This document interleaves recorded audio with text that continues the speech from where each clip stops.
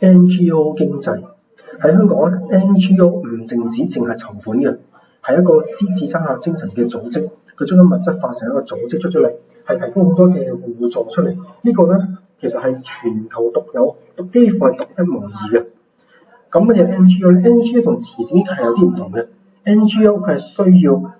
經營嘅，佢唔係話籌咗錢俾咗人哋，唔係咁嘅樣。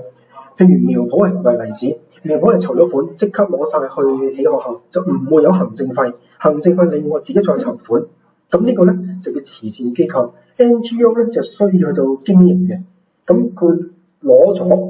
呢啲嘅捐款啦或者善款啦，然之後咧就去到運作一啲特定嘅議題。咁呢個就係 NGO， 譬如廚房啦，咁佢攞咗人哋嘅蔬菜啊呢啲，咁佢經營有一個廚房，然後咧將啲嘅食品咧派俾譬如老人家、弱勢社群啊呢一啲嘅，咁呢啲咧都係叫做 NGO， 佢係中間係有加工，好似工廠咁樣加工嘅過程嘅。咁往往呢一種咧看得見，知道服務係乜嘢人，同埋咧以一個咧好似生產嘅方式呈現嘅咧，其實係更加受到咧善長仁翁嘅歡迎嘅，捐款係更加歡迎嘅，因為咧佢哋有經營，亦都會創造就業。咁慈善機構就係直接俾一個嘅錢落去嘅。咁香港咧一提到 NGO， 一定唔可以唔提馬會嘅。咁馬會咧其實咧呢個 NGO 咧係一個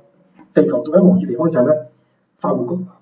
法務局知一定係馬會啊。咁法務局以前咧就死咗好多人嘅，墳場嚟嘅。日軍嚟新年8佢嘅時候咧，亦都係好多亂葬崗嘅地方嚟嘅，陰氣好沉，怨氣好沉。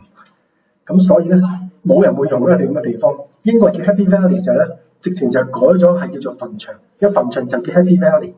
咁後嚟咧馬會接手嘅時候，意外地咧將呢個地方一路咧變成咗一個今日咧豪華住宅地方，並且係成為一個資助 NGO 主要嘅來源。咁法務局嘅特色就係咧，佢將因為賭博啊嘛，咁所以賭博你知後面就一定有好多唔好嘅嘢，將呢啲死錢或者話講詛咒嘅錢啊，用喺唔同嘅組織上面，用喺例如特別贊助醫院啊、藥物啊、環保啊、一啲嘅譬如好弱勢嘅基因疾病啊、日子嘅痛苦啊、晚年嘅痛苦啊呢啲地方上面嘅。咁呢啲就咧痛苦嘅地方，醫院點會係開心咧？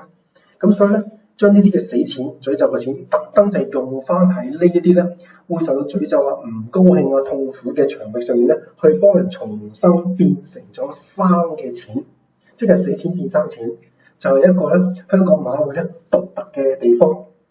咁呢個咧係同佢風水直接有關係，佢呢個風水咧就將佢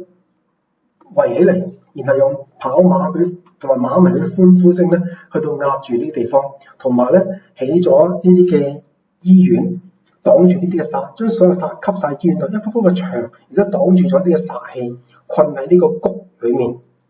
於是乎煞氣就鎖咗喺裡面，並且用歡呼聲咧去將呢啲嘅煞氣不斷去化同埋壓，尤其馬跑起上嚟踩地下啦、嘶叫聲啦，好似重演緊咧以煞去到止煞嘅局面。咁呢一個咧就令到法務局咧變成咗一個吸財局。呢啲錢最終因為咁樣嘅來歷，就用翻喺呢啲咁嘅地方上面。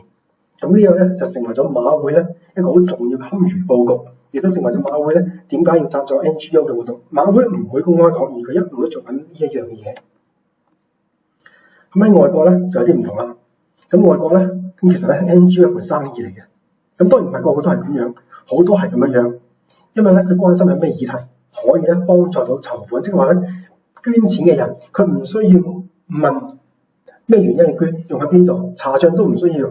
佢只要知道呢間係間 NGO 啦。咁然之後咧就住關心議題咧去到捐助，譬如拐賣兒童啦、拐賣婦女啦、營養不良啦，或者咧海龜啦呢啲嘅議題咧，我哋成日見到咧啲海龜咧成身咧俾一啲嘅藤壺咧，即係海龜藤壺咧黐喺度，令到佢好重。咁好多人係經常去幫呢啲清除呢啲藤壺嘅。咁呢啲咧都係啲關心嘅議題，所以就令到啲善長仁翁嘅市民啊呢啲咧願意去到主動捐錢嘅。咁然之後咧呢啲 NGO 咧，我只係啲唔好嘅，咁就會用咗嚟咧，譬如行政費咧，佢唔係洗黑錢啊，亦都唔係做一啲衰嘢。譬譬如喺通過行政費咧、經營成本啊、租金啊、建立人脈啊，或者呢個社經地提升社經地位，或者需要慈善家嘅光環啊呢啲咧，就係通過呢啲嘅 NGO 組織幫佢建立出嚟嘅。或者選舉嘅時候，佢一個咁嘅環保身份咧，吸呢啲選票咧，佢都係需要呢啲 NGO 咧幫佢嘅。咁所以咧，佢已經變成咗實際上咧一盤生意。呢個國外嘅情況，香港4年之後好好多，直接就係受惠者同埋捐助者，即使大家咧眼睛見得到，要查都一定查得到。咁所以咧，呢個嘅好嘅地方就喺呢一度。咁變咗咧，香港好多 NGO 其實已經成為咗一個窮人嘅保險機構。佢哋唔係用真金白銀買保險，佢係用另一種社會福利咧，去到解決自己眼前嘅痛苦，等自己咧可以再上路，再參與社會生產。咁呢一個咧就係香港個 NGO 經濟。個並唔係真係一個經濟活動，更多嘅係補充一個人、補充生產力，或者咧去到充沛嘅生產力、或者支援嘅生產力嘅角色。咁呢一個咧就係馬會香港獨特嘅地方。當然香港有好多嘅 NGO，